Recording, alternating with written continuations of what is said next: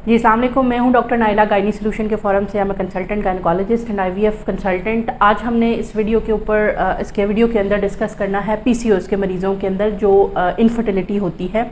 इसको हम दो पार्ट्स में करेंगे। पहले पार्ट में हम देखेंगे कि क्या ऐसे चेंजेस होते हैं जिससे पीसीओ के मरीज़ जो हैं वो उनके अंदर औलाद नहीं होती है या वो इनफर्टिलिटी का या सब फर्टिलिटी का शिकार हो जाते हैं।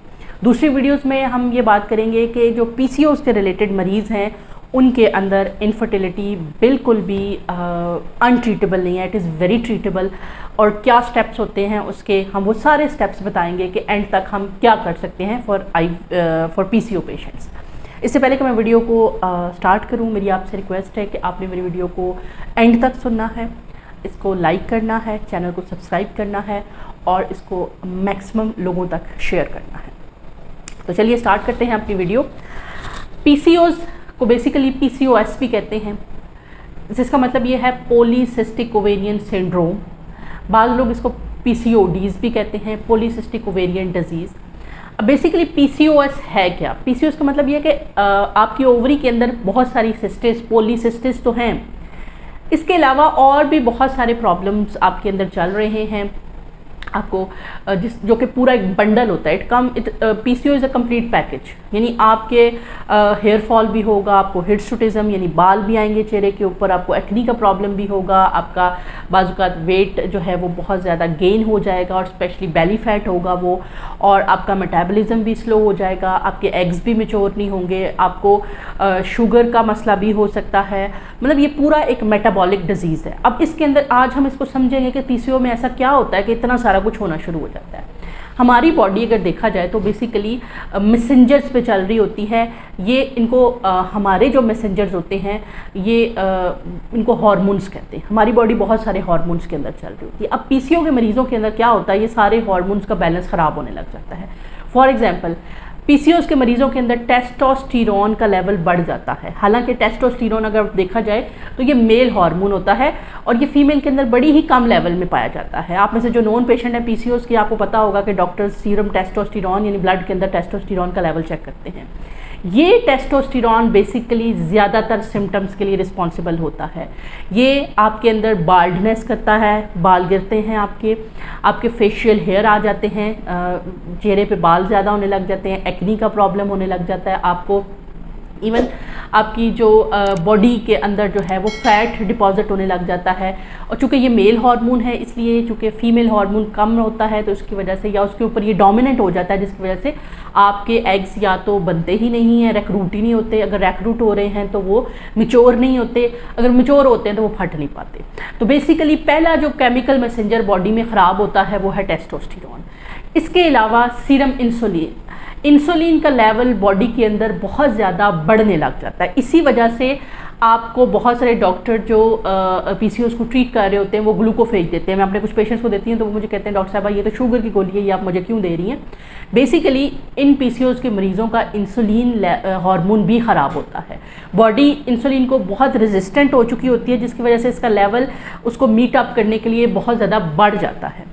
अब ग्लूकोफेज का क्या काम होता है कि ये बॉडी को सेंसिटाइज करती है फॉर इंसुलिन, जिसकी वजह से क्या होता है कि बॉडी का इंसुलिन लेवल जो होता है वो बैलेंस होने लग जाता है।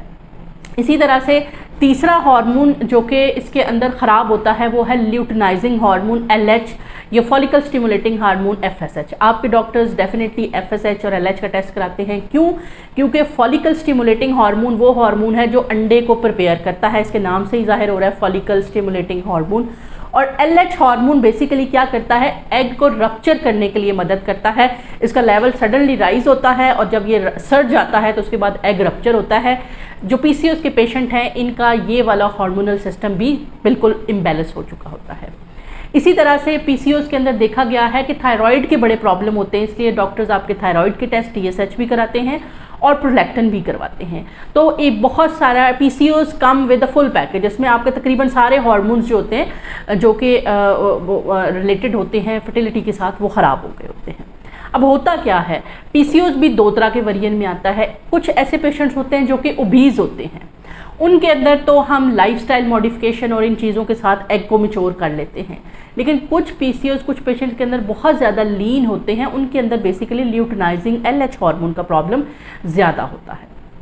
अब होता क्या है कि जब आपका साइकिल शुरू होता है तो नॉर्मली पहले 4 डेज़ में जिसमें आपकी एंडोमेट्रियम शेड हो रही होती है, आपको ब्लीडिंग हो रही होती है, उसमें क्या होता है कि ब्रेन की तरफ से फॉलिकल स्टिमुलेटिंग हार्मोन का सिग्नल आता है और आपके कुछ अंडे छोटे छोटे प्रिपेयर होना शुरू हो जाते हैं।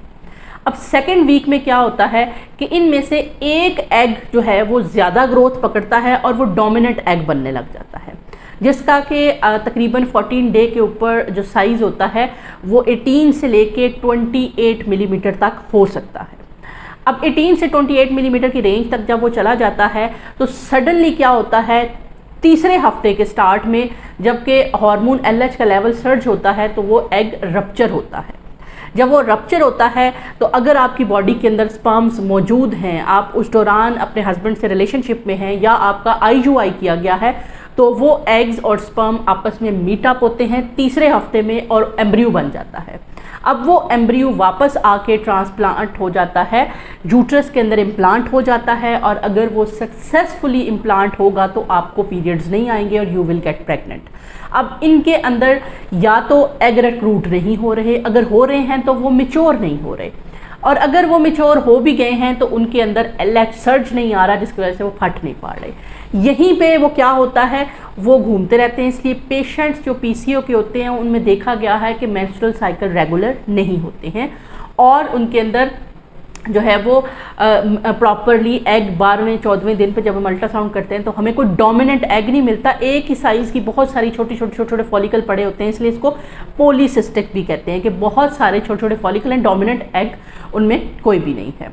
तो ये थी पीसीओएस के पीछे एक साइंस के क्या वजह होती है कि पीसीओएस के पेशेंट इनफर्टिलिटी का शिकार हो जाते हैं। यहाँ पे मैं आपको बता दूं कि अगर 100 पेशेंट्स को इनफर्टिलिटी है तो 30% पेशेंट्स जो होते हैं वो बगैर किसी ट्रीटमेंट के ही कंसीव कर लेते हैं।